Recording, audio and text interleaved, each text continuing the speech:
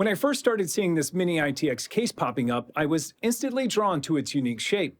I immediately thought that it would be a great build for a living room NAS, but there was just one problem. I wasn't sure where I was going to put all of the drives. The Terra is marketed as a small form factor gaming machine that can fit a full-size graphics card and even a radiator, which is impressive, but I didn't want to use it as a gaming PC. I wanted to convert it to a quiet, power-sipping NAS that looked good anywhere in my home. I was inspired by those building their NAS for the first time, and I thought about what mine would look like if I didn't have gigantic storage needs for content creation and a massive home lab in my basement. I had no idea whether or not I could pull this off, but I decided to pick up the parts and go from there.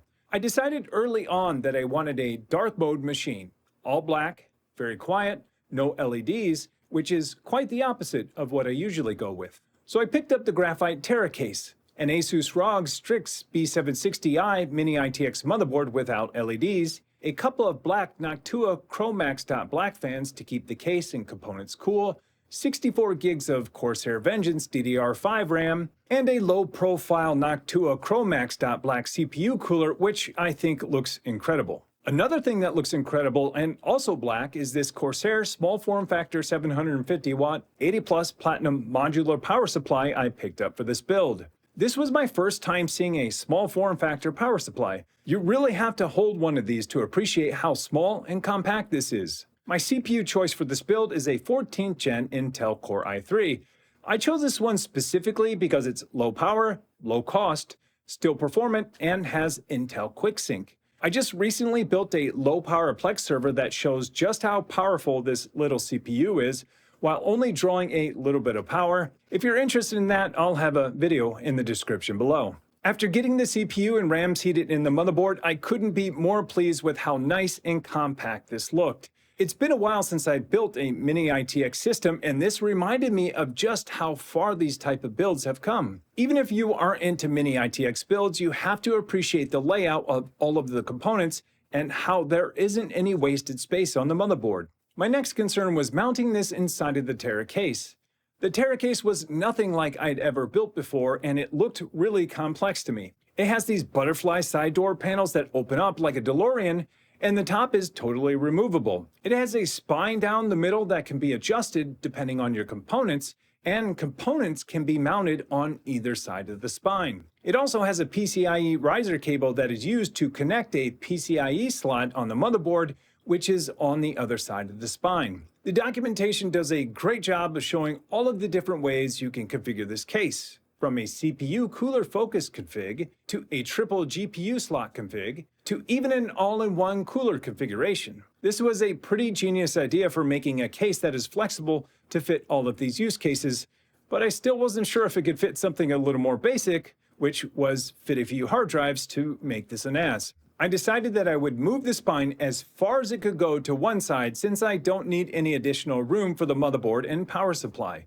Installing the motherboard was really easy, so I did that and connected the PCIe riser card. Then I installed the small form factor power supply, which was also super easy to do. After that, I connected all the cables that I needed from the motherboard to the power supply, and even the power extension cable that went from the power supply to the back of the case. There was a bit of slack in the cabling, but once again, the documentation for the case showed how to properly manage the cables too. At this point, I have a fully built system, except for storage, and I have to say that this is one of the most enjoyable builds that I've ever done, not to mention how easy it was to build in too. You would think that something so small and so custom would be challenging to build in, but I have to say this was probably one of the easiest builds I've ever done. So now that the easy part was out of the way, it's time for a little customization. This case is able to handle a couple of 2.5-inch drives, one mounted in the front of the case and one mounted on the bottom, and you could easily mount a few more inside if you like with a little creativity.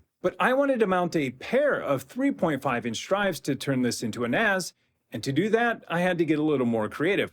Luckily, I found that you can fit a 3.5-inch drive vertically without any clearance issues at all. I could also stack two of them on top of each other, and if I just wanted to zip tie these to the chassis and call it a day, I could, but that's not what I wanted to do for obvious reasons, or maybe not so obvious reasons. I wanted to find a way that I could mount the drives inside of the case, but not permanently, while still giving it some space to keep cool. I searched for hours and hours, and everything that I found was a crapshoot on whether or not it would fit and whether or not it would work.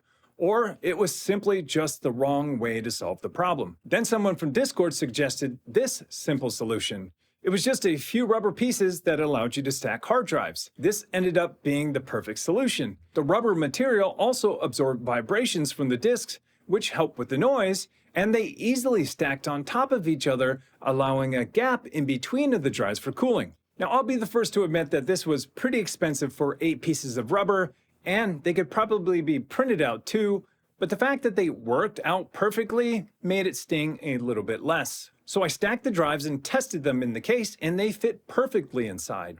I then installed the additional case fan to blow air over the drives and keep them cool. Now, this fan is blocking the PCIe riser, but I could easily move that in the future if I wanted to install something in that slot. If you're curious about how much space you have for a PCIe card with the drives installed, I measured and it's a little over 8 inches. This means I can easily fit a smaller video card in here like the Intel Arc A310 or even some more compact cards like this 7-inch NVIDIA 1650. This also means that many other cards will fit if you want to add some more drives or 10 gig networking, you totally can. But this motherboard comes with 2.5 gigabit networking, so I'll leave it at that, but the choice is totally up to you. Now that I had the two 14 terabyte drives installed, I decided to also install a pair of SSDs. This was a little bit trickier to install than I thought it would be. The one in the front was easy. Install it, then run the cables, and I was done. But the second one was a little bit more difficult. I couldn't install it where they recommended because that's where the 3.5-inch drives are going to be installed.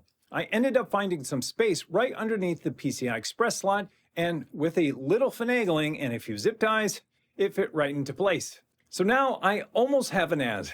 I have a pair of 14 terabyte drives for data, a pair of SSDs for fast data, and one NVMe drive for the operating system. All I need now is to pick the operating system. Now there are so many choices here. I thought about making this a bare metal TrueNAS install, but then started thinking about all the other things I could do with it. So I decided to make this an all-in-one machine with Proxmox as the host and TrueNAS as a guest. This gives me plenty of options for virtual machines and LXC or Docker containers in the future. So I installed Proxmox like I normally would, and then ran the Proxmox VE helper scripts I usually do, and then started to configure it. I created a simple mirrored pair for my SSDs and called it fast. This will be my storage for all of my virtual machines and containers. I typically want my applications and virtual machines on the fastest drives, and while I could stripe them, mirroring will give me some fault tolerance. Once that was set up, I rebooted and checked the BIOS to make sure virtualization was turned on along with IOMMU, tested it to make sure it was, and then created a new virtual machine. This new virtual machine was going to be TrueNAS scale, of course. Once created, I then needed to pass through 2 disks directly to the VM. This will ensure that TrueNAS has direct access to the disks without any abstraction between them, which is what you want for ZFS. After that, I installed TrueNAS and started it for the first time. Once logging in, I could now set up my ZFS pool on those 2 spinning drives. I created a mirrored pool, again for fault tolerance. This will give me almost 13 terabytes of usable space, and if one drive dies, I still have all of my data.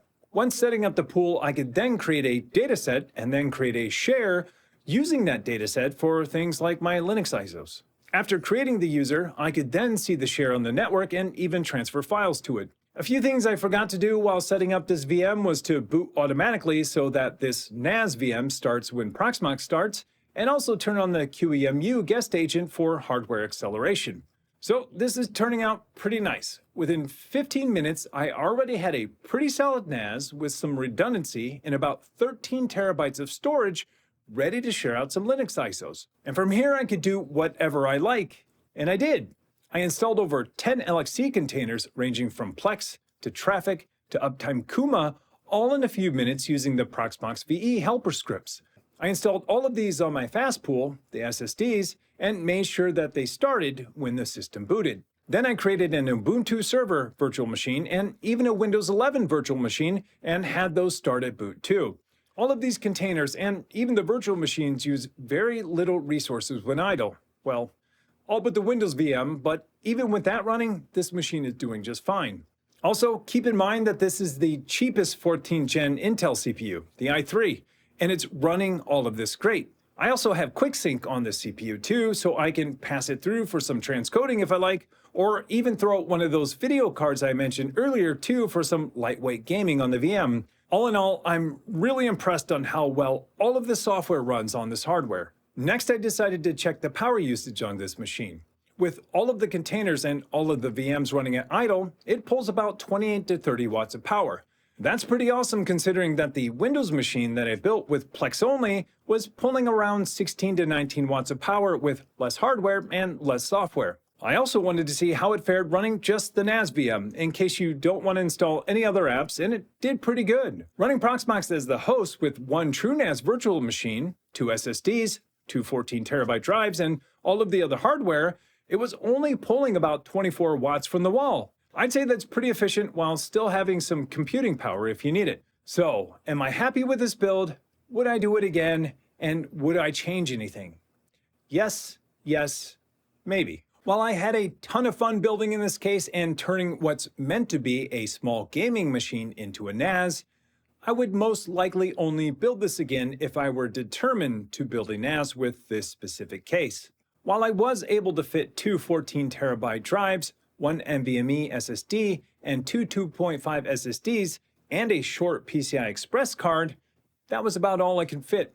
There aren't any options to expand in the future, and unless you aren't planning on expanding anytime soon, this might not be the build for you. While I really like this build, there are definitely cheaper options out there that give you some expandability that you want out of a NAS in the future, but those might not look as good in your living room. Well, I hope you enjoyed this video. I'm Tim. Thanks for watching.